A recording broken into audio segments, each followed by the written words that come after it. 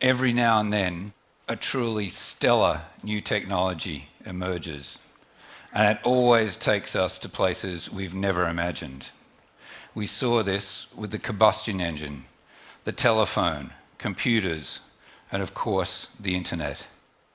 And now another of these breakthroughs is about to boldly transform us, and that is blockchain technology. Just imagine a software engineer in Tanzania working for a company in Canada. The company's payments are first placed in escrow by a blockchain resident smart contract. Quite simply, a contract that can be read and executed by machines. Once our software engineer submits their final product, this smart contract gets to work. Given agreed inputs, does it produce the required outputs? Is it bite-sized enough for consumer-friendly download? Was it delivered on time? Only upon the passing of these machine-run tests does the smart contract itself release payment to the engineer's digital wallet. And our software engineer doesn't even have a bank account. Neither party can game this system because the smart contract's pre-agreed terms are now incorruptible by humans.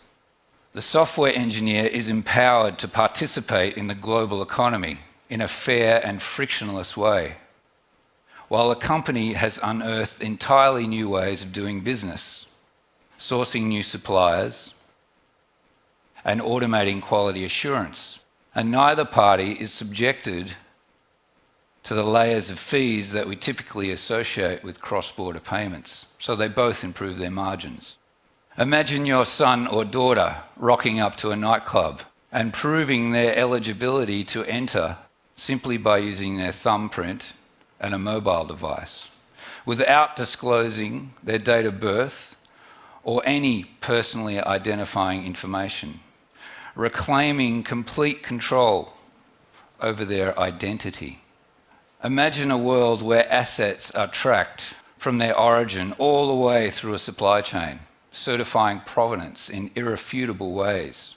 So a manufacturer can demonstrate that the minerals comprising the panels it fits to a commercial airliner were certified as high grade, and that they were procured from a supplier with an impeccable safety record that also respects human rights. Perhaps we could out slavery enough and so publicly expose those who prosper from it that we can truly affect consumer purchasing behaviour. And how good is that?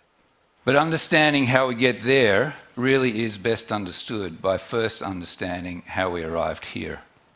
For thousands of years, we simply wrote things down or etched them in stone. Many of us here can likely still remember bank tellers penning entries in their passbooks not that long ago. But the 20th century's explosion in computing power has created an explosion in the digitization of data and processing, with much of this now residing within the digital walled gardens of large organizations.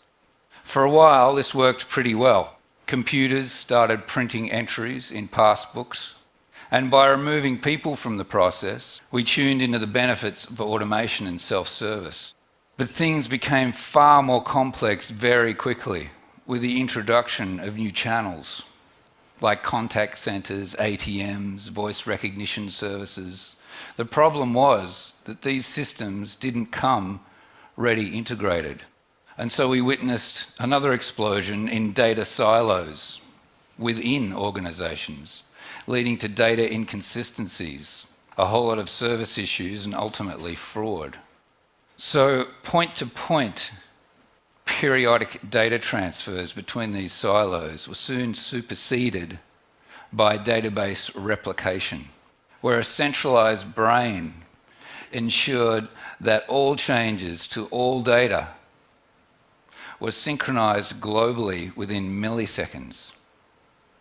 But this was now a world where large collections of data and processing could deliver disproportionate returns in the blink of an eye. So if a government defaulted on its bonds, these could be dumped almost instantaneously, globally, across every portfolio holding.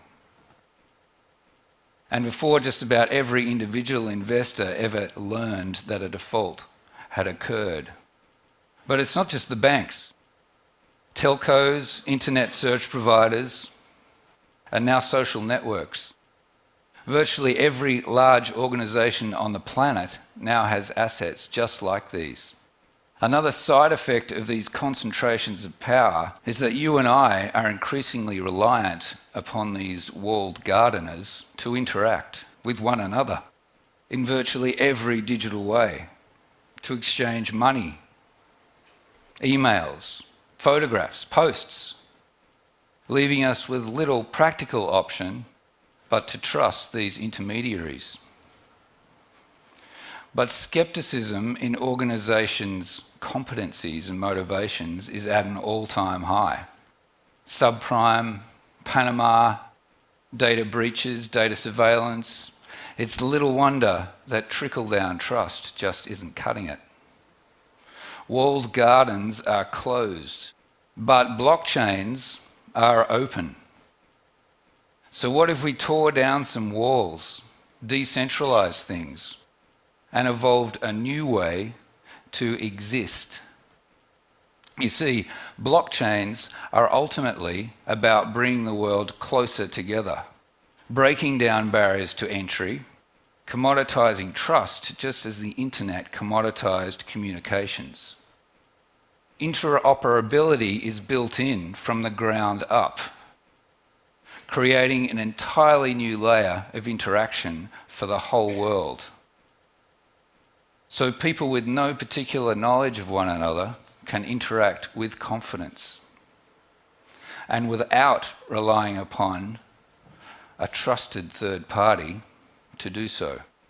So how does a blockchain do this? While in real life, elements of human frailty infect our ability to honour agreements, a blockchain uses vast networks of independent computers that verify one another's actions by consensus. And if public enough, with enough participants, a blockchain is extraordinarily secure and virtually impenetrable, indestructible also. And with the data and logic inside a blockchain universally shared, we also gain complete transparency. And this is a very big deal. We can store money, tokens, assets of all kinds inside a blockchain and use them. It allows for an economy between machines, a settlement layer for asset transfers, and all kinds of things we haven't even begun to imagine.